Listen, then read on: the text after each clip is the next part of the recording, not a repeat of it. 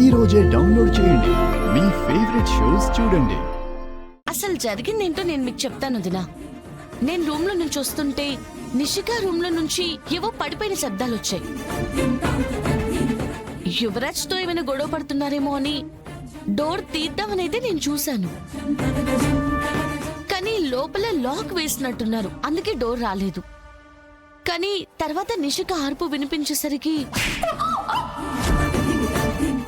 ఏదో జరుగుతుందని నాకు డౌట్ అయితే వచ్చింది. అప్పుడు నేను విండో వైపు వెళ్ళాను. అంతే, అక్కడ రివాల్వర్ పేలిన సౌండ్ వచ్చేసింది. నేను మళ్ళీ రూమ్ డోర్ వైపుకి వచ్చేసరికి రూమ్ లో నుంచి అమ్మాయి చేతికి రక్తంతో ముందు వెనక వైపు నుంచి పరిగెత్తింది. ఆ రక్తం చూసి నేను షాక్ అయిపోయాను. వెంటనే తేరుకుని పట్టుకుందామని వెళ్ళాను.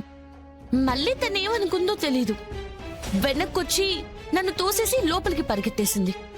దాన్ని అందుకోలేక వెనక వైపు నుంచి అయితే పట్టుకోవచ్చని నేను వెళ్ళాను, కానీ తప్పించుకుంది. అలా నేను లోపలికొచ్చాను.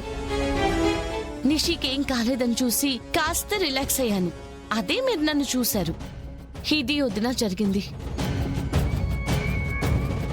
ఇదే విషయం జగదాత్రి నాకు చెప్తుందక్క.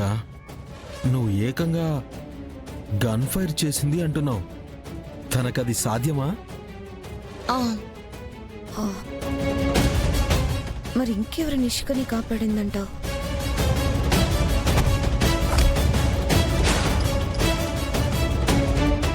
ఎవరు రాకుండా, మనకెవరు కనిపించకుండా అది ఎలా సాధ్యం? ఆ అమ్మాయే తన తప్పు తెలుసుకుని రియలైజ్ అయ్యి దొరికితే పోలీసులకు అప్పగిస్తారని పారిపోయి ఉంటుంది. అదే అయి ఉంటుందక్క. లేదు కేదార్, తనని తానే ఎవరైనా షూట్ చేసుకుంటారా? ఒకవేళ అదే జరిగిందనుకున్నా, తన చేతిలో రివాల్వర్ లేదు కదా. రూమ్లో పడేసింది అనుకోవడానికి రూమ్లో కూడా రివాల్వర్ కనిపించలేదు.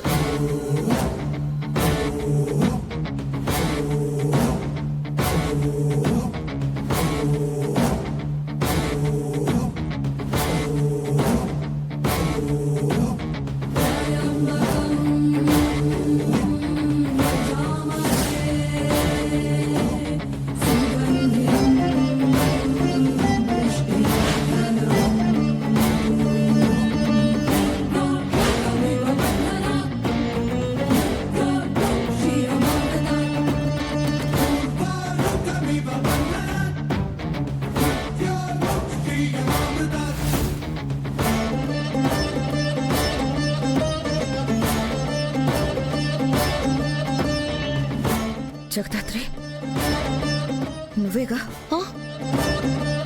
నువ్వే గన్ ఫైర్ చేసి కాదు అంటున్నావు. నువ్వు తనకి సాధ్యమా అంటున్నావు. సాధ్యమే అనిపిస్తుంది కదా.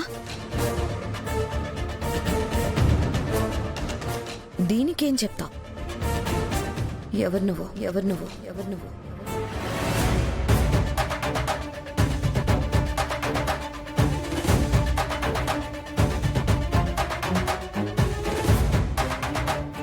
నిన్నే జగదాత్రి, నువ్వు ఎవరు?